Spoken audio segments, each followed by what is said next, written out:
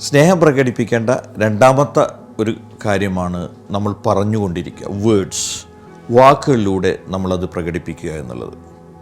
നിങ്ങളുടെ ഭാര്യയോട്, ഭർത്താവിനോട്, മക്കളോട്, നിങ്ങളുടെ രക്ഷിതാക്കളോട്, സഹോദരങ്ങളോട് ഒക്കെ നിങ്ങൾ പറയുക, എനിക്ക് താങ്കളോട് സ്നേഹമാണ് എന്ന് തുറന്ന് പറയുക. ഐ ലവ് യു എന്ന് തുറന്ന് പറയുക.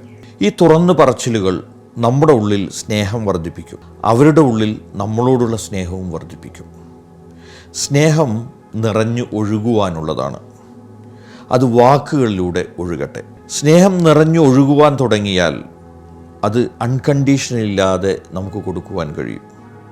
നമ്മളിൽ തന്നെ സ്നേഹം ദാരിദ്ര്യമാണെങ്കിൽ നമുക്ക് അതിൽ പിശുക്കാണ് ഉണ്ടാവുക. അപ്പോൾ അതുകൊണ്ട് നിങ്ങളിൽ സ്നേഹം നിറയട്ടെ. നിങ്ങൾ പറയുക, ഐ ലവ് യു എന്ന് തുറന്നവരോട് പറയുക.